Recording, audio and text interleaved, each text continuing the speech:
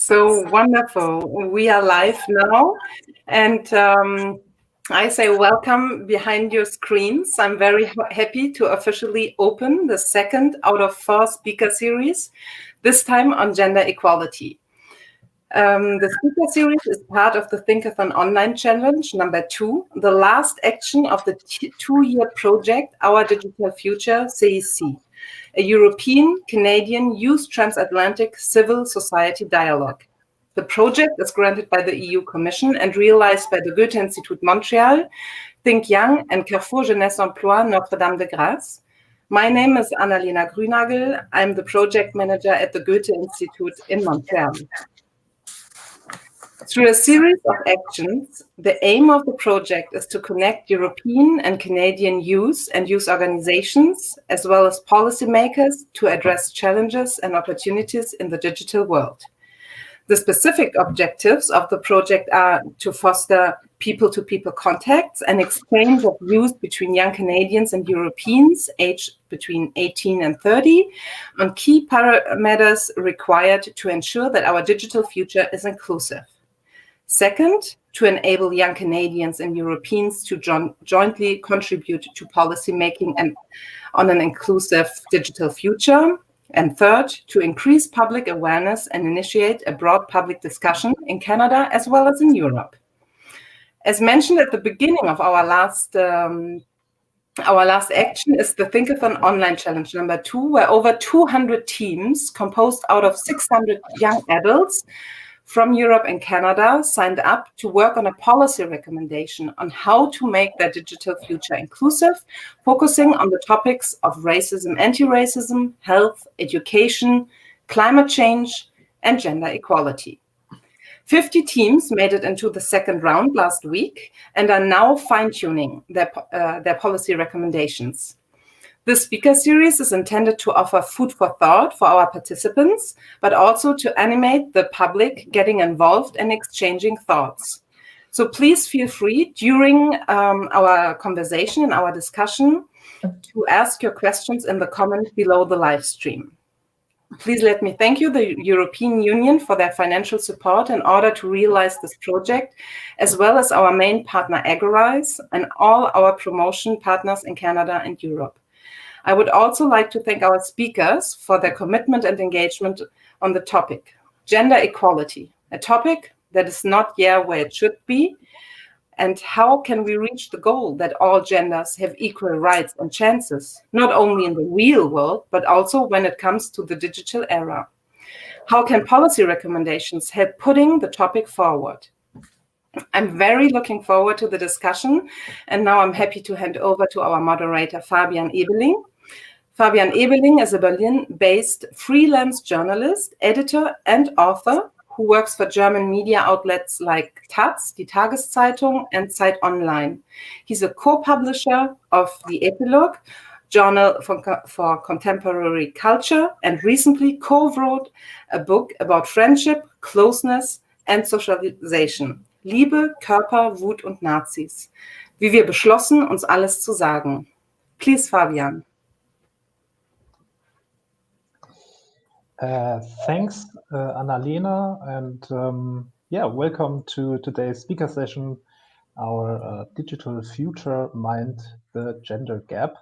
And I'm very excited to host this talk today. We have 3 guests with us, Asha Allen, who is a policy and campaign manager for European Women's Lobby in Brussels, Wendy Sukir, who is the founder and director of Ryerson's University Diversity Institute in Toronto.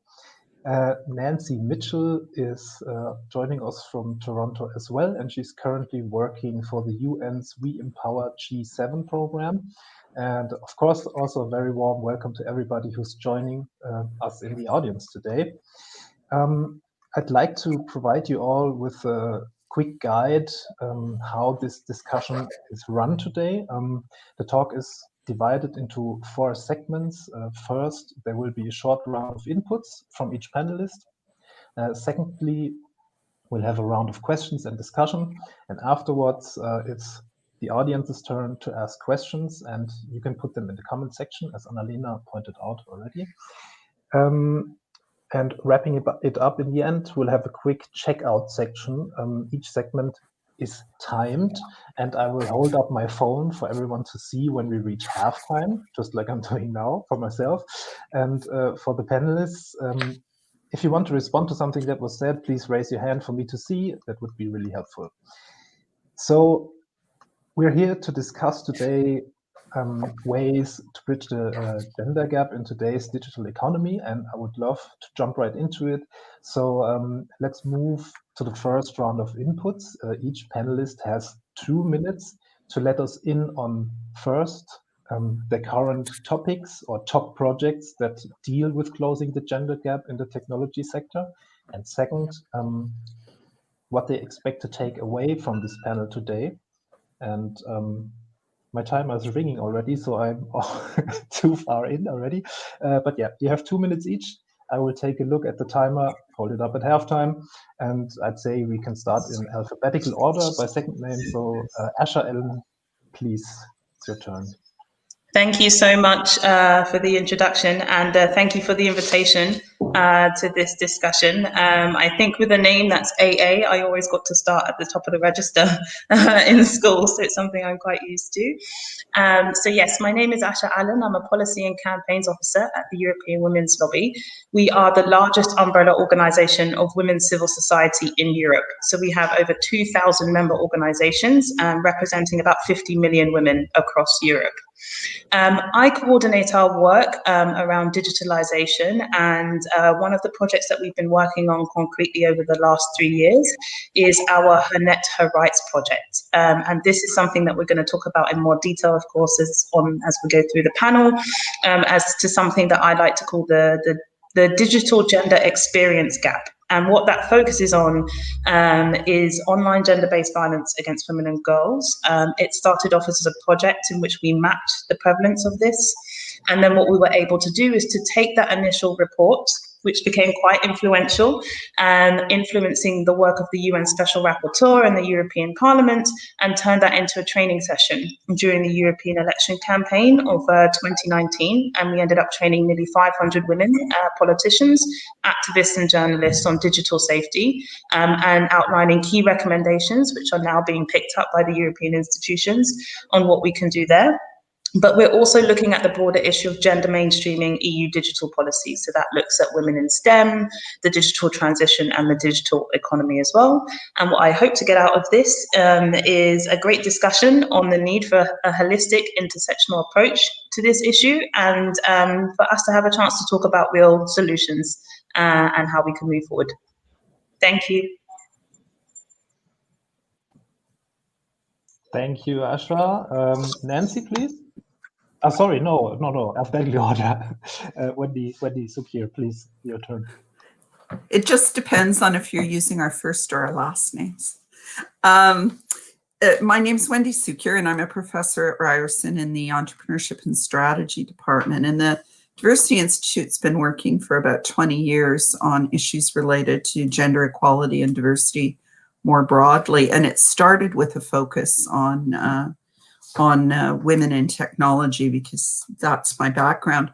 I guess we have a series of projects that are focused specifically on that. We lead the Women Entrepreneurship Knowledge Hub, and we know that a lot of the challenges around the underrepresentation of women in STEM are then replicated in the entrepreneurship ecosystem, because so much of the focus on innovation and entrepreneurship is the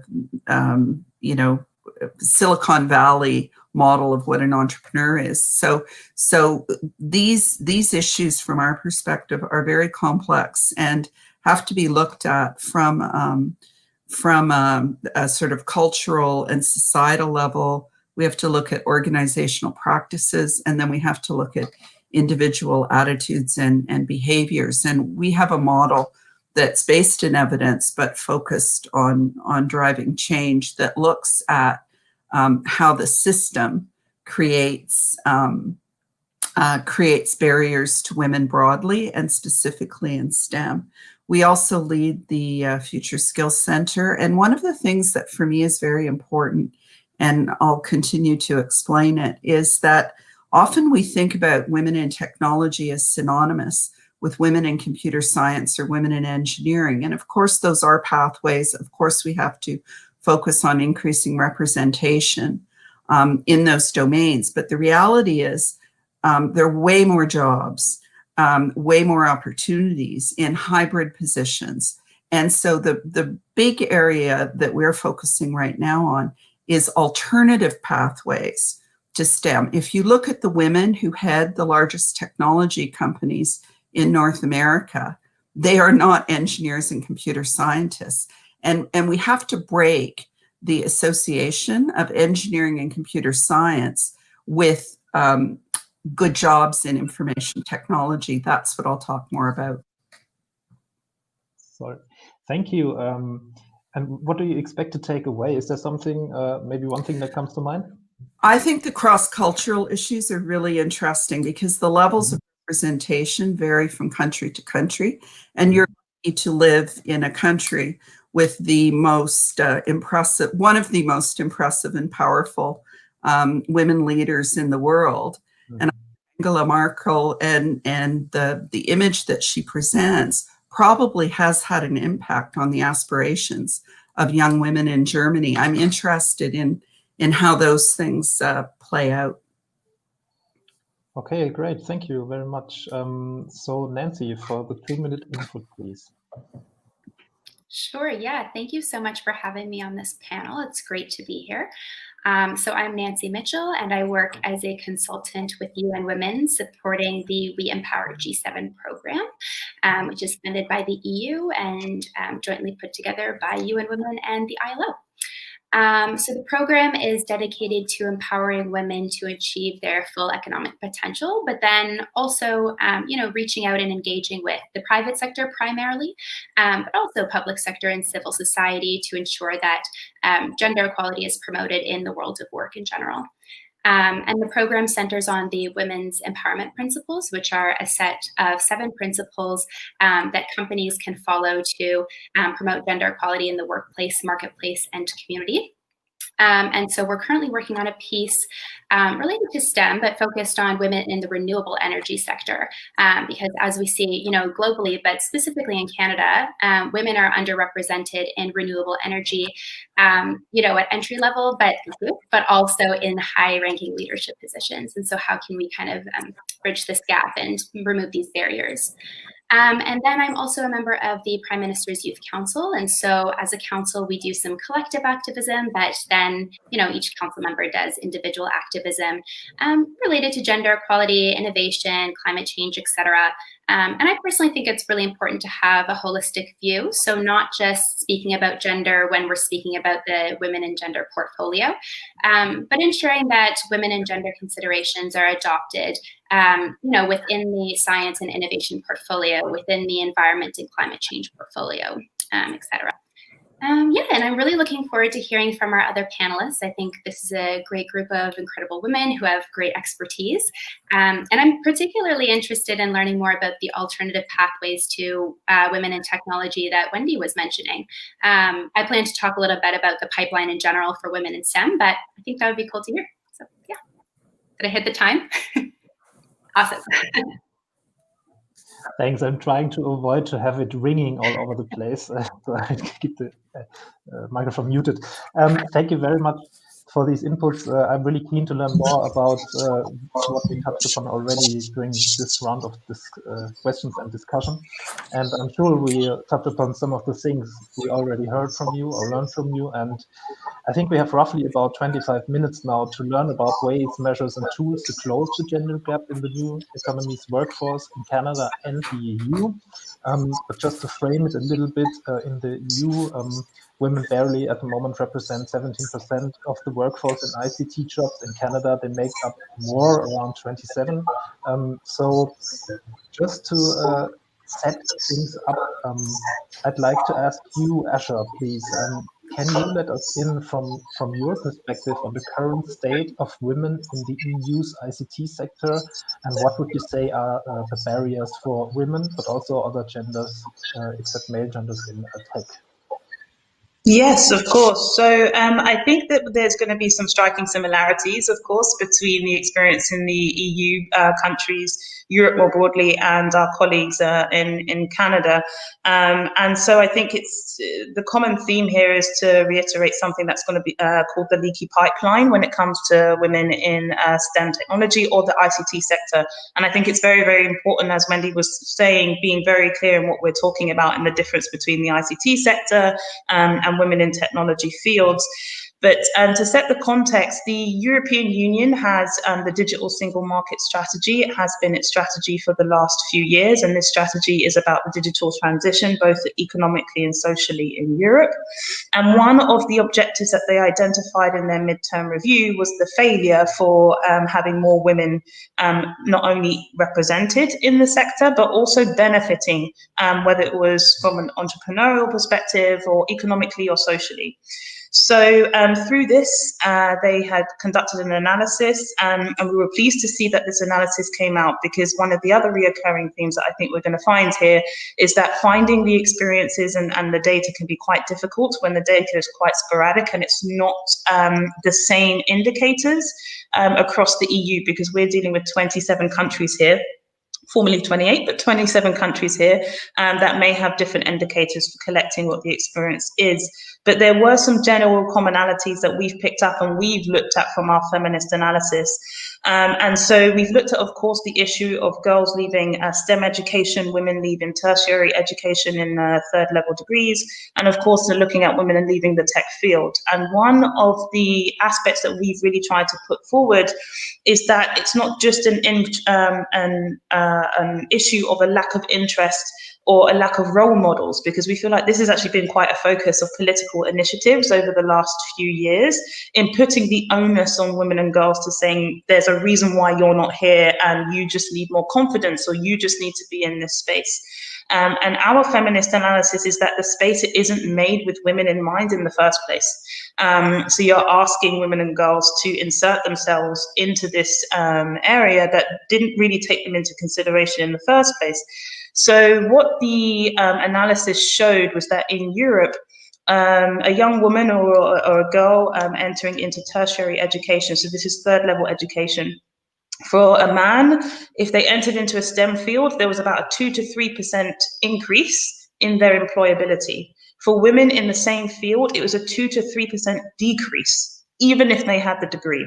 So we were trying to look at this issue from our analysis and trying to see what was the key aspects that were leading to this.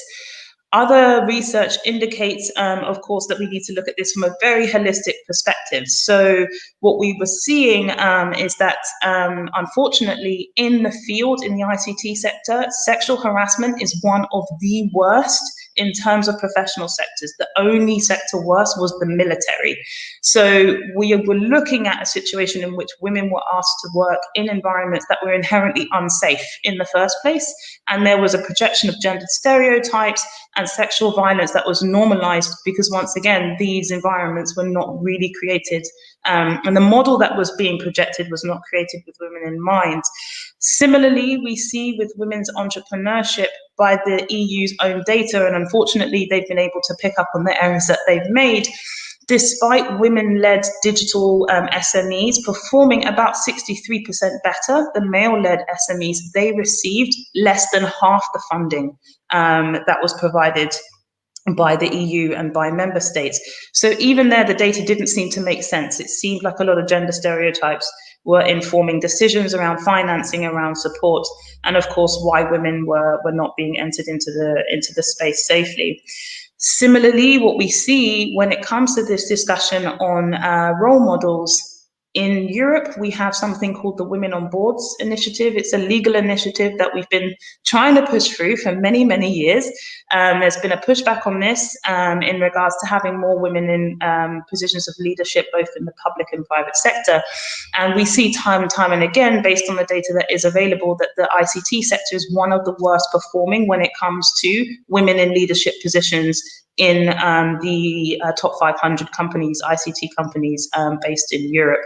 So this led us to a question on how is the environment built what are the issues that are being focused on when it comes to political, legal, or financial initiatives to try and rectify and close this specific gap and the barriers.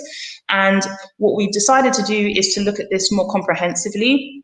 So the EWL is looking and scoping at this issue of gender mainstreaming digital policies, so that, exactly like Nancy was saying, that this doesn't come into a situation where we're only talking about it in the context of gender equality and women's rights, that actually gender mainstreaming and indicators are there and are part of all of the different aspects when it comes to the implementation of EU digital policies, which is actually required by the EU treaties. So this is what we're trying to aim to do over the next few years with our members.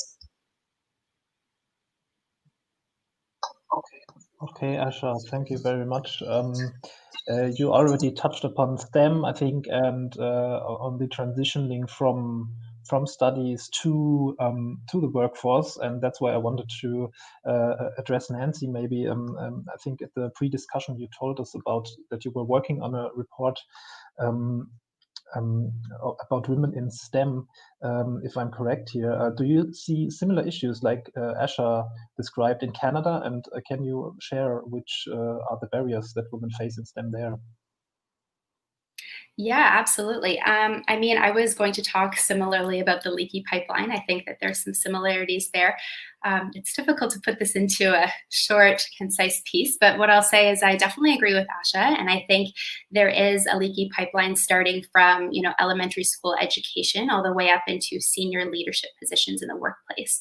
But I first want to start by, prefacing my comments with the fact that women are not a homogenous group, and neither are their experiences in STEM in general. So, if we do some digging, we see that perhaps women are more represented or active in science, biology, etc., and less represented in engineering, math, computer science.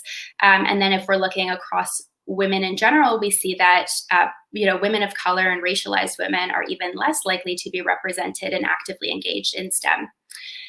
So now in terms of the leaky pipeline, something that I think is helpful is to contextualize the issue related to supply and demand. And so supply would be, the number of women entering into STEM positions and then retained along the pipeline.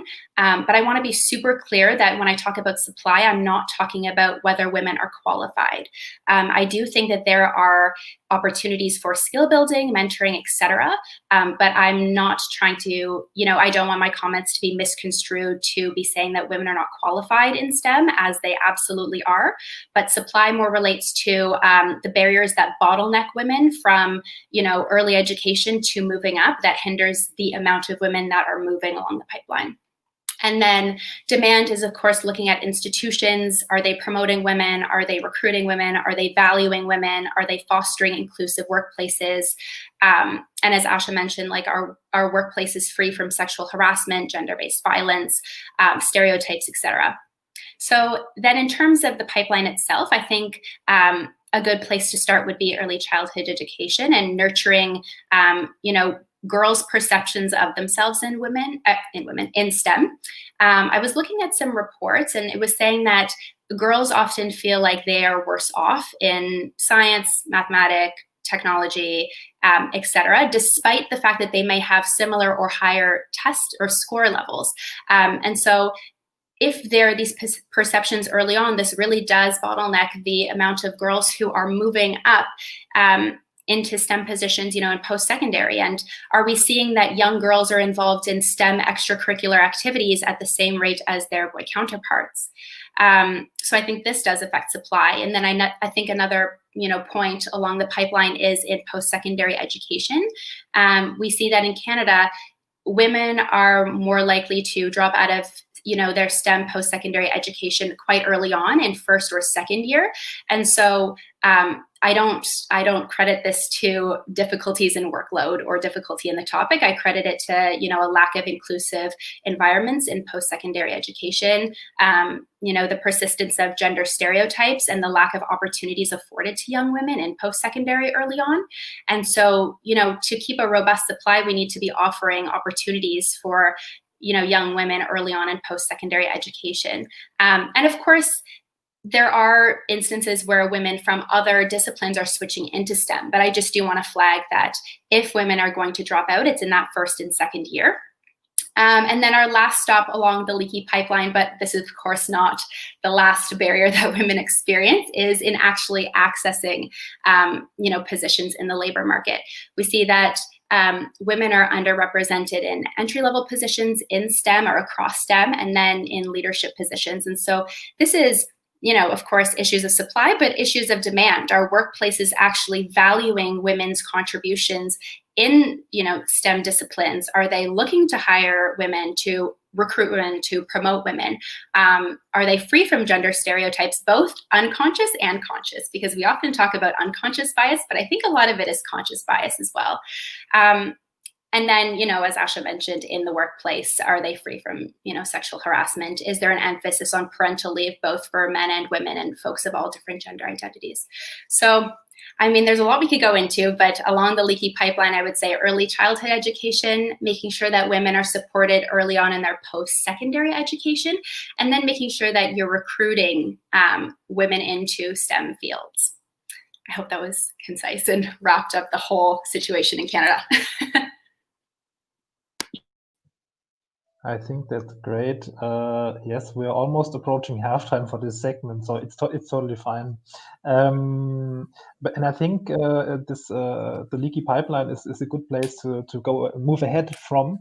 And I'd like to ask Wendy, as someone with a perspective on teaching, I think in the world of the university, but also with a perspective from an institution like the Diversity Institute. How successful would you say have efforts been to encourage women to study STEM?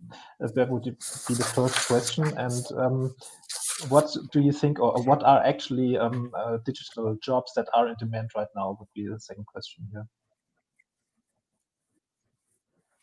Yeah, thanks very much. So it's, the day after the 31st anniversary of the Montreal Massacre, where a man walked into a Quebec, Montreal University, and separated the men from the women and killed 14 young women, many of them engineering students. And at that time, there was outrage over violence against women, but also the underrepresentation of women in engineering, because it was clear that the women were attacked because they had chosen engineering as their profession.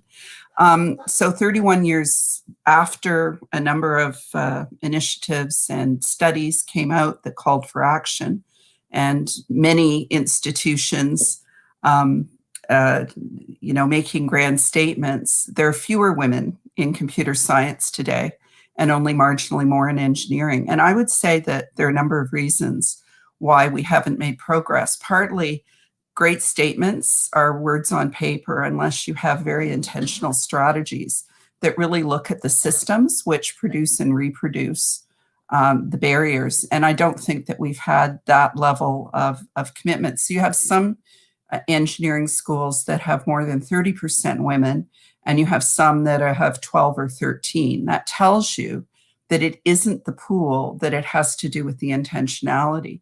The other thing that I think is really a problem with respect is the whole construction of STEM as something.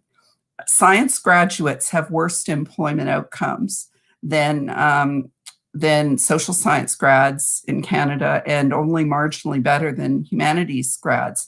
And yet we have put the science in with the technology and the engineering, because those disciplines are valorized, and they're valorized partly because they're male dominated.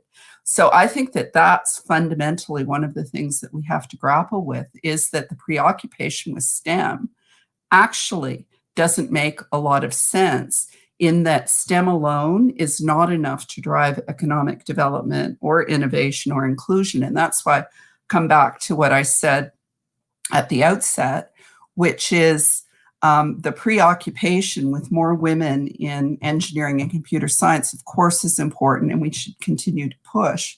But a more appropriate strategy is to really question what jobs really are required in order to advance innovation. And making technology does not equate to innovation. using technology differently drives innovation, and understanding how to effectively use technology, the forces driving adoption of technology, those are all the domains of social science graduates, of people who understand consumer behavior, organizational behavior, policy, and so on.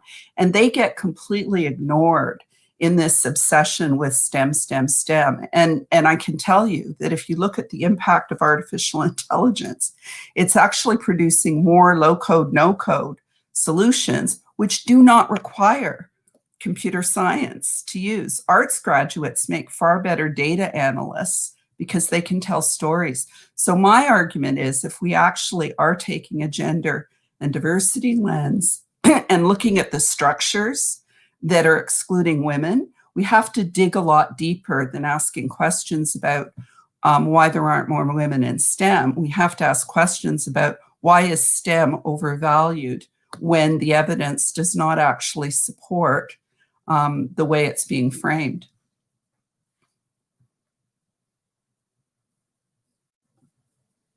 Thanks, Wendy.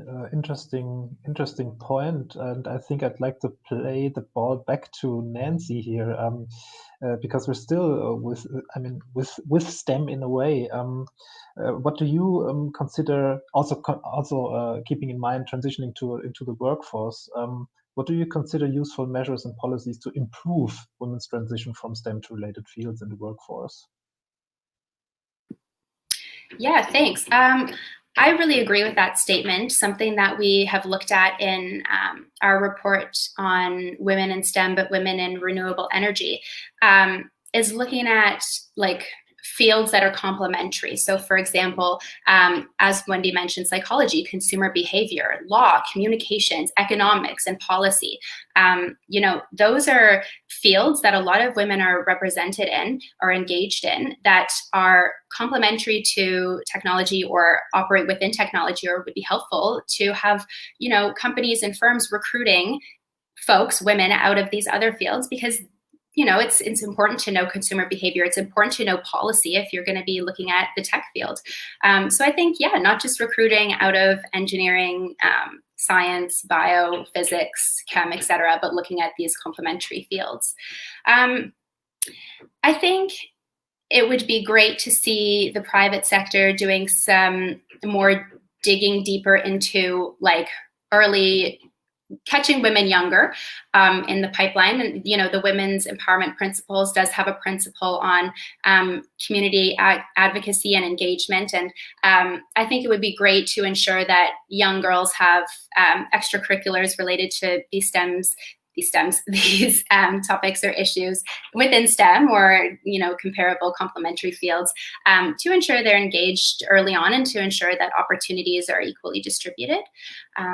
So yeah, I think that would be helpful, but I definitely do agree with Wendy on that point of complementary fields.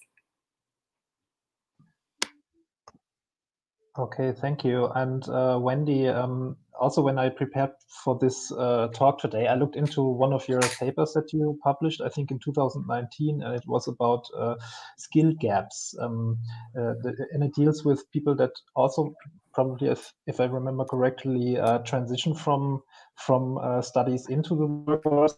It becomes evident that there can be skill gaps because technology and the economy or tech companies are moving fast, but the education isn't really keeping up. So there can be a gap. And I was wondering, what do you think are best approaches to upskilling and reskilling to meet demands, and what could be alternative pathways to digital skills? Yeah, thanks for the question, because that is my area of passion. I mean, I did a master's degree in medieval history before, and I was working before I knew what an engineer even was. And once I started working with them, I figured anything they could do, I could do better. So it wasn't, and that sort of view really shaped my trajectory. I do think that we have to recognize that your university education is going to be out of date by the time you graduate. And so rather than trying to shift universities, which are very medieval and hard to change. I actually think the bigger opportunity is in developing alternative pathways, micro-credentials. You know, I experiment on my daughter. She has a master's degree in fine arts. I made her do a 1-week course in data analytics. She cried every day, and at the end, she was the top pick with the employers, and now she works at Boston Consulting Group and makes almost as much as I do. So there are these alternative ways, if you can break this stranglehold that the kind of STEM obsession has, and really look at what skills people have, take an asset-based approach, because we know that social and emotional intelligence, we know that understanding people and user interfaces and all sorts of things are massive barriers to effectively using technology. And so if we recognize those skills are actually harder to develop in some respects than the vocabulary around technology, and develop programs that build on where people are and help them transition. If we have better definitions of what the skills are and how to assess them and how to develop them, we will open up more opportunities. And I can give you one really good example. The OECD did a study of digital skills and used Ontario as an example. And the report said, digital skills, the #1 thing Ontario employers want. You unpack their definition of digital skills. 10% were Java programmers and software developers, which are hard to get. 15% were users of advanced programs like SAP, ERP, and so on, which are not hard to train up for. 75% of what employers said were digital skills was use of Microsoft Office and Excel. And unfortunately, what's happened is digital skills have become synonymous with engineering and computer science grads. We're preoccupied with developing coding from when people are babies, instead of thinking about where the real gap is. And the real gap, in my view, is having people who can think critically about technology and match it to organizational requirements in order to actually move organizations forward, as opposed to building systems nobody wants because they don't have any understanding of markets, humans, organizations, and so on.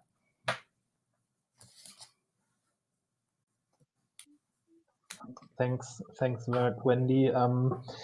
I think, Microsoft Office and knowing how to use Slack or something like that, we all know it, looking at these job postings and everything.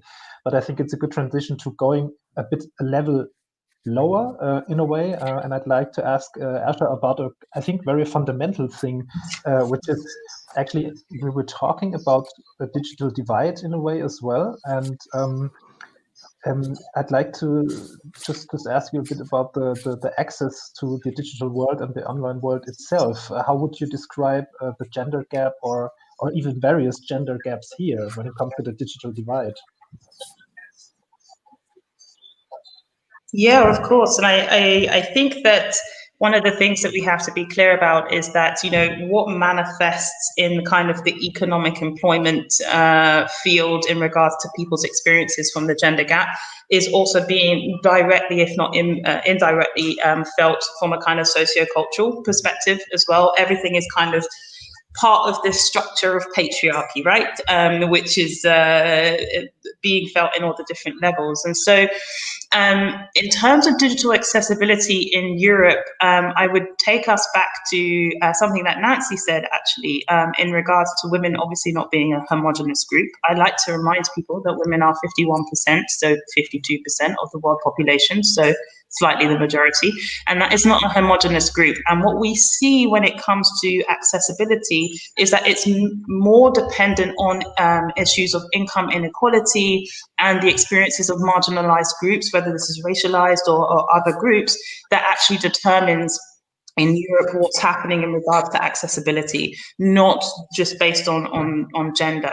So this needs to be taken into consideration, because when it comes to initiatives in Europe around closing the digital gender gap, whether this is through education or through employment, these indicators are not often taken into consideration.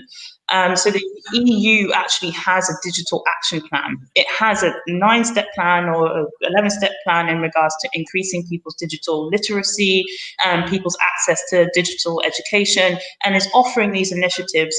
But when you get into the details, you realize how inaccessible these actually are. So if we're looking at women, for example, who are working and are offered these opportunities for digital education courses, it often doesn't take into consideration the other aspects of patriarchy that is affecting women. So work-life balance. Does this woman also have care responsibilities that she has to take into consideration?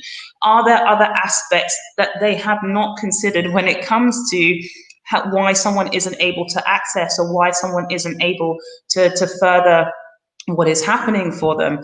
In terms of also going back to some of the aspects that we spoke about in regards to the gap in regards to the support of young people in general when they come into these fields in Europe. So what you'll tend to find is that you may have a group of students in the same university course, possibly pursuing computer science, and you'll tend to find that women in those classes are then suggested that they may go into PR or communications in the tech field rather than continue their ambitions in regards to the very kind of technical thing. And this goes back to Wendy's point on the valuation of our different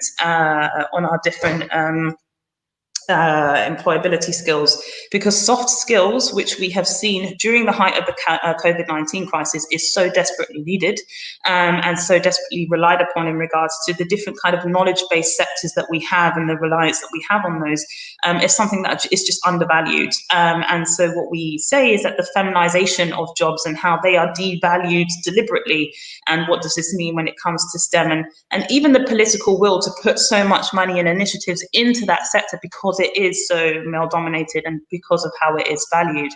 So that's what we're seeing in kind of an educational going into the employment level. But we would really reiterate that the digital experience is a holistic one. It's about employment, and it's about exactly what we're doing right now. We are communicating online.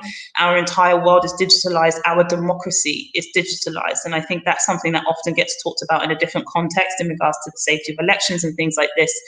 But we want to highlight that women's experiences in the online space in general are just not safe. Women are 27 times more likely to be harassed online. Women politicians are 50 to 60% more likely to be harassed online.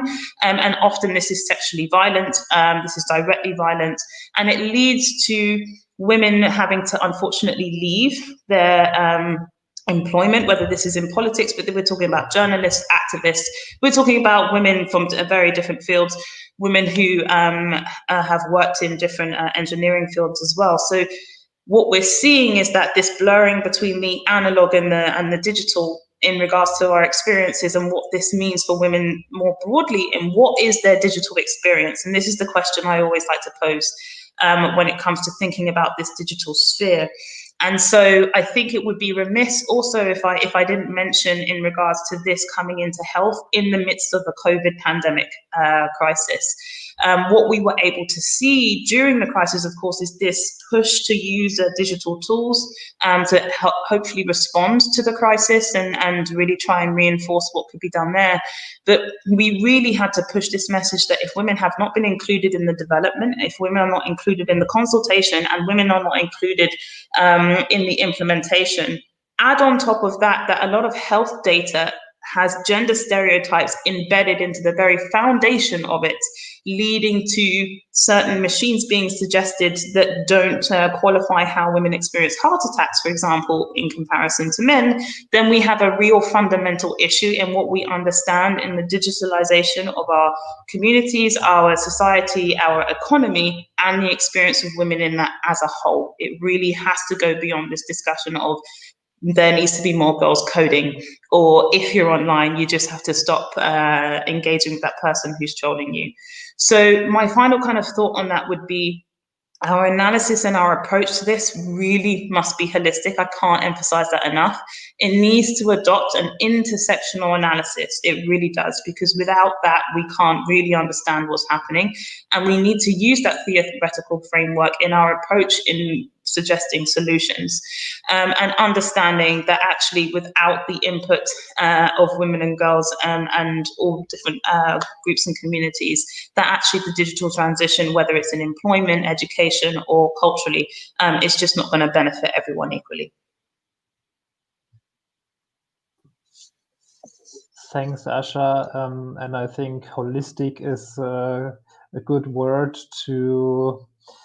Yeah, it's a good. It describes the situation precisely, but it also shows that we have a 60-minute time window here, and we can't get everything covered here. There's a lot of ground to cover, of course, but I think we have collected some very interesting and foundational, fundamental points here up until now.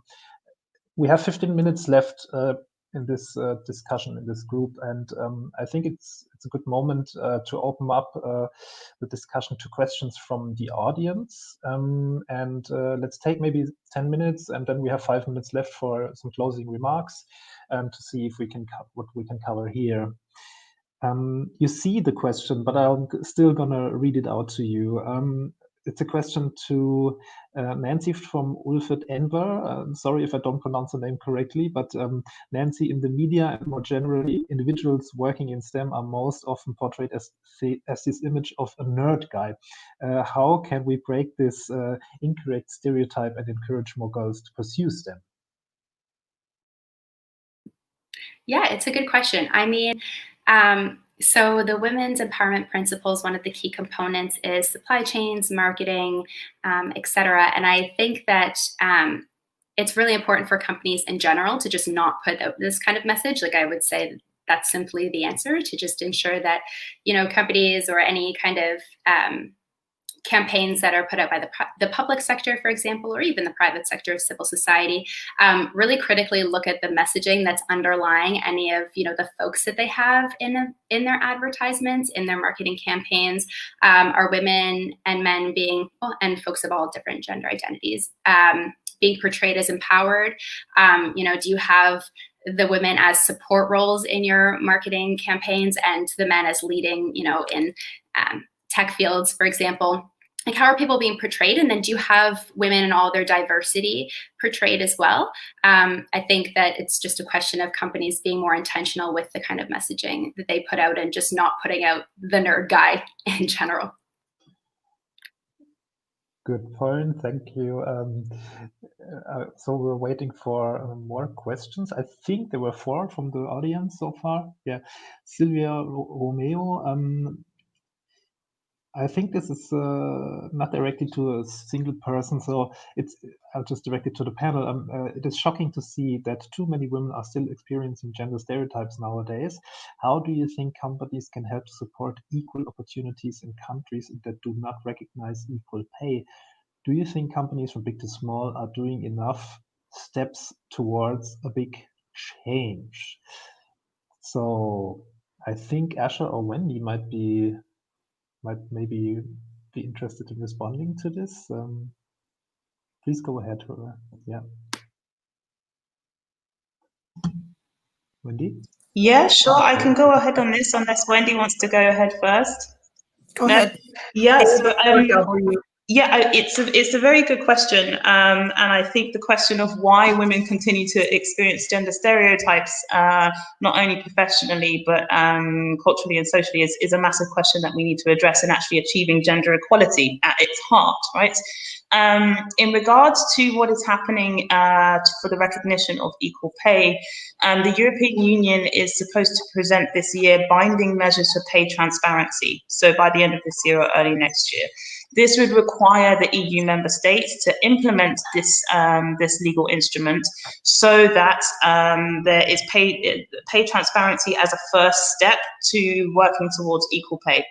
For the EWL, we've been working on this. We have our feminist economics working group, and we've been doing this for the last 30 years in really advocating this idea of a feminist economy, right? So it's not just about equal pay, it's about equal pay for equal work of equal value, because this goes right back to this issue on the feminization of different sectors. So I'd go back to the example that I used earlier. During the COVID-19 crisis, we see that healthcare workers, service providers are some of those who experience quite low pay across the EU, and 73 to 83% of those were women. So it was women who kept Europe going during the health crisis. Essentially, it was women who kept Europe going, and it's the same across the world. But you'll see that these sectors, the care sector that requires different skills and is predominantly populated by women, is valued less. And interestingly, of course, I think we can use the historical example of computers, right? So women were initially computers, as it were, and as this became a more male-dominated field, it became more valued and of more worth. So I think if we're able to bring in legal measures to implement this, then that's a great way forward. But of course, we also need to bring the private sector on board to show the benefits of that and show the benefits of having more diversity and valuing different skills fairly and equally. Thanks, Asha. Wendy, was there something you wanted to add at this moment? No? Okay, thank you. Next question is coming in by Guillem Tosca Diaz. How do you think AI can reduce unconscious biases in recruitment? Wendy, yeah. You have to unmute, please. Sorry. So AI, like any tool, can be for good or for evil. And so while our research has shown that two resumes with identical qualifications, Canadian education, Canadian experience, one with a foreign sounding last name and one with a name like Smith or Jones, get treated very differently in recruitment processes. And the same, lots of evidence on the impact of concealing the identity of an applicant, whether we're talking about auditions for orchestras or coding. However, and so it is possible that you can anonymize resumes, that you can use artificial intelligence in ways that will reduce the chances for bias. But the other problem, of course, we know about artificial intelligence, it can also just reify those biases. So for example, if the qualifications that are being screened for, and this is how some of the systems work, use historic data on who is currently in the roles, it will just replicate the status quo. So I think we have to be, very intentional when we use some of these new tools. I do think they have there are enormous opportunities to use them more effectively to level the playing field, but there's also real potential for more abuse, and there are lots of examples of that as well. But thank you for the question. Yeah, thank you. I think we still have time, roughly 2 minutes for a last question. It's coming from Ji-won Lee. What is your advice to women and LGBTQ2AI individuals that we haven't really touched upon yet? So thank you for the question. Facing a glass ceiling in their career advancement. So I'm playing the ball to whoever would like to say something. Asha? Yeah, sure. I wanted to see if Nancy wanted to go also. Yeah, please. No, you can go first and then I'm happy to follow. Great. So I think this is a very interesting question, and thank you for the question in regards to the position of the advice given to women and LGBTQ S2A people in what they face in terms of the glass ceiling, rather than the opposite, and how do we bring the glass ceiling away for them so that there isn't a glass ceiling in the first place. So I think there's a multi-level answer to this, right? The need to be able to combat the stereotypes that affect all the different groups from the intersectional perspective, and to ensure that those stereotypes aren't being utilized in a discriminatory way, and that they are able to kind of overcome this specifically. But also then I would look into the kind of concept of a career advancement, and how looking at the role models who have already broken the glass ceiling already. But for me, it's always a foundational question. I always kind of come back to this, and how do we change the environment so that the onus, or burden is the wrong word, but that the energy used isn't on the people who are being discriminated against in order to overcome that in the first place. So really, I would say we have to work together to change the environment so that there isn't this need for them to work additionally hard to go beyond this. But I pass to the other panelists if they have any other suggestions. I don't disagree. I think there's no question that we need to look at systems changes and organizational practices. But I'm a pragmatist, and if I've got someone sitting in front of me who is looking for an opportunity, I'm not going to say wait for the revolution. So I think we have to have that kind of dual perspective where we focus on the barriers and taking away the glass ceiling, but we also equip people to be more successful. And my view is it's not rocket science. We know that often women have 95% of the qualifications required and still won't put their name forward. We have to encourage people to step out of their comfort zone, and we need others to support them, encourage them, mentor them, sponsor them. But a lot of women could move forward if they took more chances. And I think that we see this in politics, we see this in the corporate environment, we see this when we look at boards. It's getting a different mindset around what's the worst that will happen. You ask someone to sponsor you, mentor you, coach you, give you advice, all they can say is no. And I think that the whole socialization of girls to be nice and compliant and obedient is something we also have to fight, because I think you can make more demands and often be surprised at what you get as a result.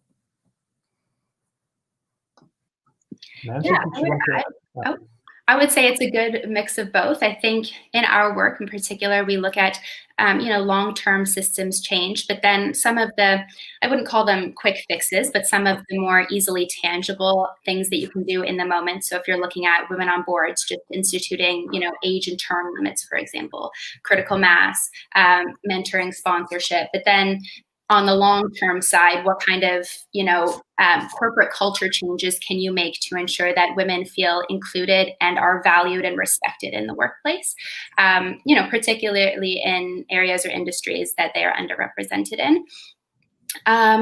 I tend to agree with Asha and would say that the onus should not be placed more heavily on women or folks from the LGBTQ S2AI, but more on companies, the public sector, private sector, folks who are hiring, recruiting, and promoting women and folks of all different gender identities.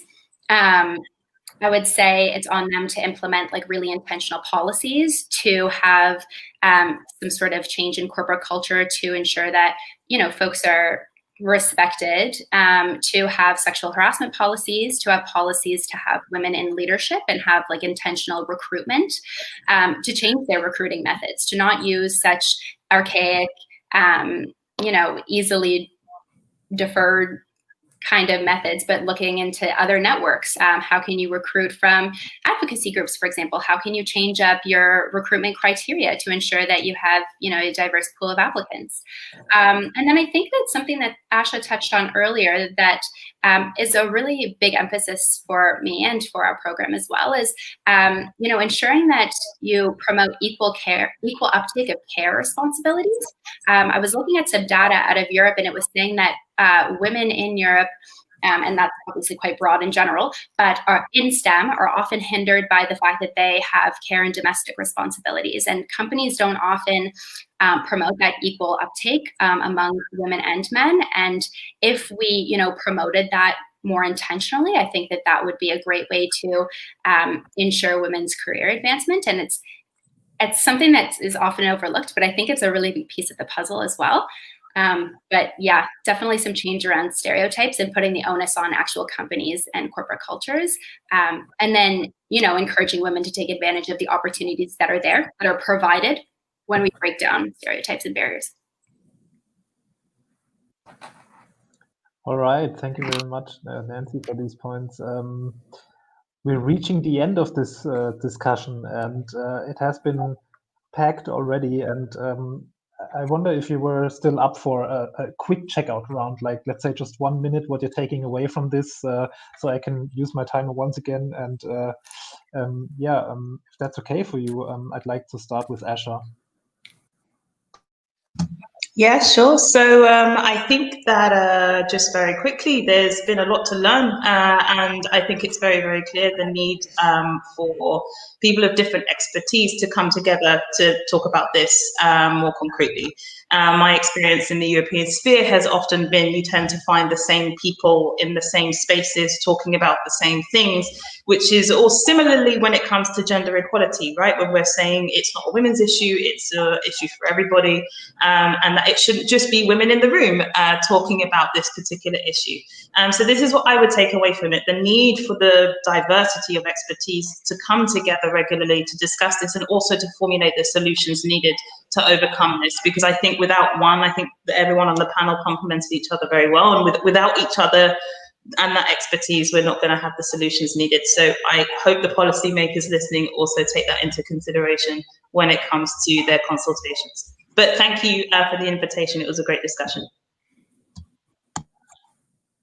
Thank you, Asha. On point. Wendy, please, 1 minute. Sure, thank you so much. And I agree. I think it's very useful. I guess I'll say one thing that perhaps reflects my background in a business school. And that is that I do think that the programs that we've seen have been most successful are ones that are grounded, obviously, in a sort of moral commitment to gender equality and the Sustainable Development Goals and so on, but also where we make clear what the value is to the audience that we're speaking to.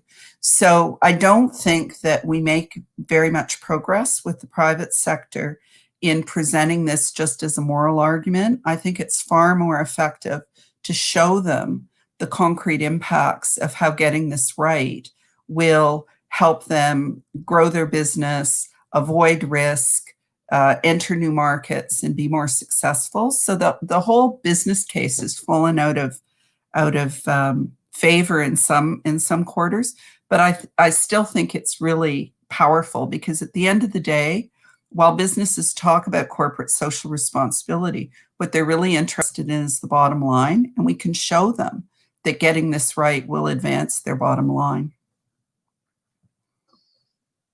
Thank you, Nancy. Sorry, Wendy. I'm sorry, I was already with the next one. Nancy, please, 1 minute to go. Sure. Yeah. I mean, thanks again so much for having me on this panel. I think that all of the insights have been wonderful. I think taking away, some of the ways that we can solve some of the barriers along the leaky pipeline, but also I think it was interesting what was brought up about, complementary disciplines or fields that Wendy brought up, and how it's important to boost women up in STEM, but also to look at what kind of assets women or folks in general can bring to technology that aren't necessarily, that aren't necessarily, in engineering or in physics or in mathematics, but are in policy or in law or in communications or in psychology, and having like a better balance of that. So yeah, I would say the pipeline, but also diversifying a little bit and looking at different assets and skills. Okay, thank you very much, Nancy. And I think that ties it together nicely. Honestly, personally, I need some time to let this today's input sink in, and I'm really glad I got the hostess panel today to learn more about your perspectives. Asha Allen, Wendy Sukir, and Nancy Mitchell. So thanks again very much for joining the panel today. And thanks to Think Young and Goethe Institut Montreal for putting it together. Carrefour Jeunesse Emploi Notre-Dame-de-Grâce and delegation of the EU to Canada, thank you for the support. And of course, thanks to the audience for joining in today. Yeah, have a good week, everyone, and stay healthy.